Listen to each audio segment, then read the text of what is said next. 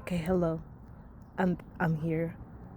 My name is Elisa or Ace. I like to be called Ace, and I have schizoaffective disorder, which means I get delusional and I have hallucinations.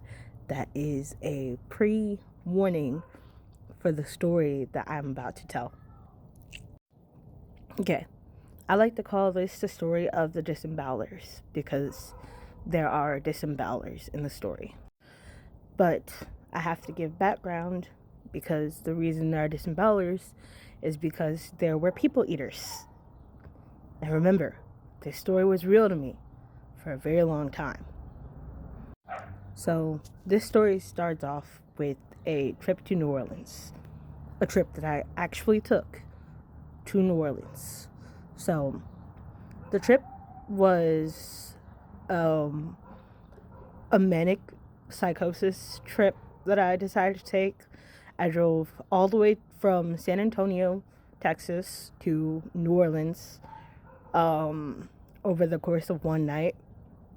I don't remember how long it took me, but I went all the way from San Antonio to New Orleans and I drove straight there, stopped at a Walmart, didn't sleep, kind of drove around the city for about a day, and then stopped at at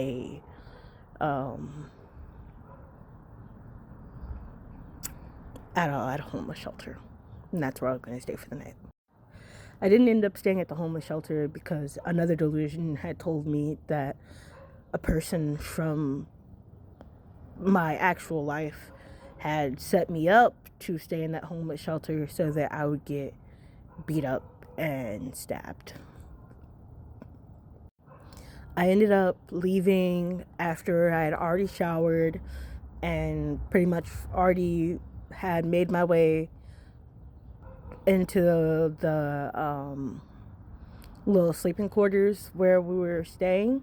It was like one big room with like 10 beds in it, and I stayed like the second bed from the door. So I just decided to get up and leave. All I had to do was take off the pajamas that they gave me, and then I could just leave out. I just grabbed my stuff, got in my car, and drove back home for I don't know how long it took me to get back to San Antonio. On the entire drive back to San Antonio, I was hearing voices and hallucinating. And upon arrival to San Antonio, I had had the delusion that everyone had actually not slept for an entire, what would be considered 3 days now, that I had not slept. I thought the reason that nobody had slept was because someone had slipped cocaine into all of the ice cream, and that there was just a group of people who were like me who could not sleep, who the reason they could not sleep was because there was cocaine in the ice cream and it was keeping everyone awake. This is important to the story. Upon my arrival back in San Antonio, I had been notified via the voices in my head that the real reason I went down to New Orleans was because New Orleans had been a war zone. And it was a very specific war that was going on in New Orleans. And that's where we get to the disembowelers and the people eaters. So people eaters were a group of people who were just like anybody else in the world. They had jobs, they had lives, but they had ingested a drug called Flocka. And if you know anything about Flocka, there was one time like a really popular news story way back in the day about someone who had done Flocka, and then they, I think, like ate a person's face or something like that, had like bitten a person's face off. So there was a group of people who I called them Flocka monsters. The disembowelers called them people eaters. And I could hear the disembowelers and the people eaters in my head. So I was just kind of like a center point for this war between the disembowelers and the people eaters.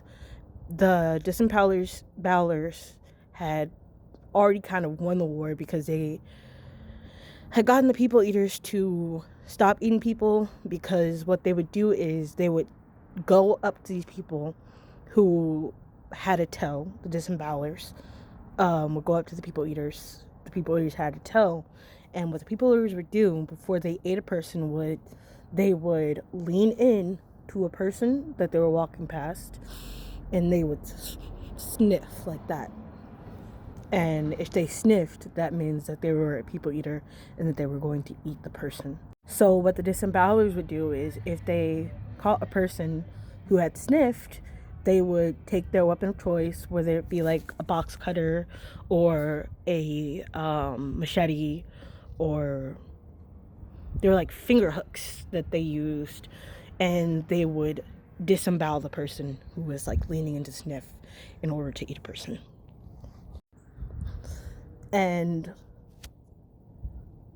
after they did that, the disembowelers, they had a cleanup crew. And the cleanup crew would come and get the person that they disemboweled, the people eater, and they would take them away and dispose of their body, and for the police to find. The reason why the disembowelers were doing this job, and this wasn't like a military operation or something like this in my head, was because when the disembowelers had told the police that there were people eating people, the police did not believe them, and they couldn't bring the evidence to the police that there were people who were eating people. So the disembowelers just decided to handle it on their own and form their own kind of like group to handle the people eaters.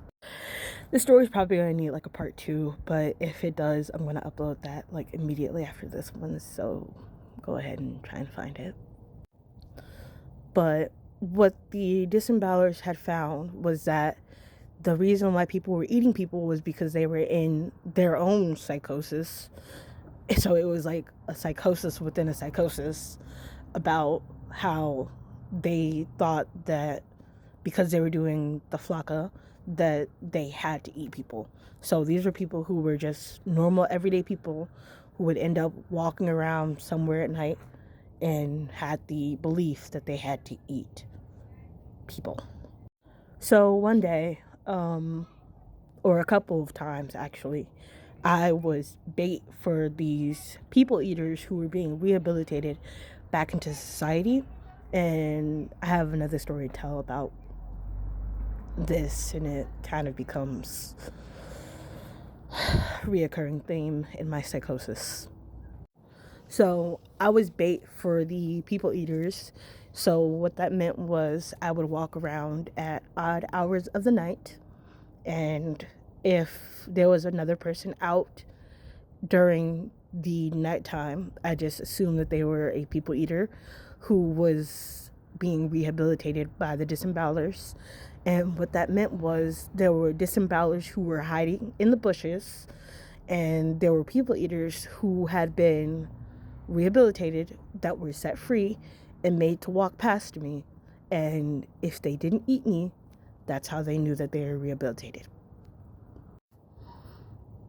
So I'm eventually going to tell the story about how this ties into how I lost my car. But just so that everybody knows, while I was acting as bait for these people eaters, I was also a disemboweler, and I did not ever actually disembowel. I did carry around a box cutter though, and if anyone were to sniff me, they probably would have been sliced in half at the waist by me. So, thank God no one ever sniffed at me. Otherwise, I'd be in prison